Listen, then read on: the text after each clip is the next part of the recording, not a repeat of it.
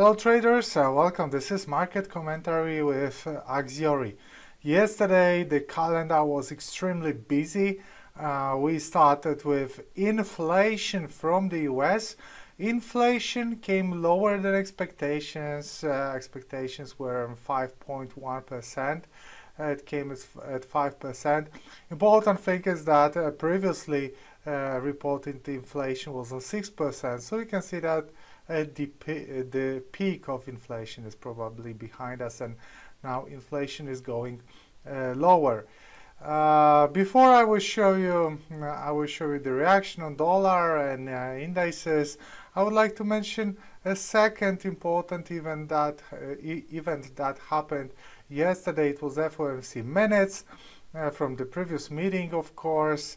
And on this meeting minutes, many participants, policymakers, stated that most probably they would like to see higher rates, bigger increase, if not the banking crisis that happened around the previous meeting. So that spooked the policymakers a little bit, and they were not so hawkish, but normally they would be hawkish. They also see that that inflation was not going lower as fast as they wanted to see it go. That's why they were more hawkish, but they didn't.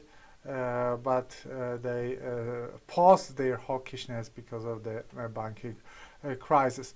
So those two things happened yesterday, and how the markets reacted. Well, first let me show you euro dollar, because on euro dollar you will perfectly see how dollar reacted. So this is the reaction for the inflation. You can see that dollar weakened, and also FOMC brought us another weakness of the dollar, and today euro dollar is escaping from the rising wedge pattern, which is extremely bullish, which shows weakness of the dollar. I would like to also show you weakness of the dollar on the pair with Swiss franc. Here is long-term horizontal support, which was with us since August 2021, and we are significantly lower.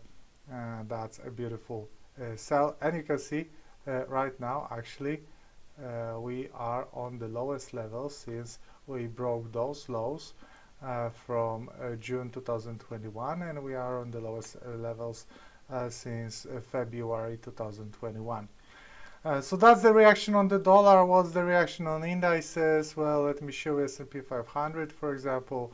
Yesterday's candle shooting star on a horizontal resistance. So this area is a horizontal resistance. It can be extended actually here.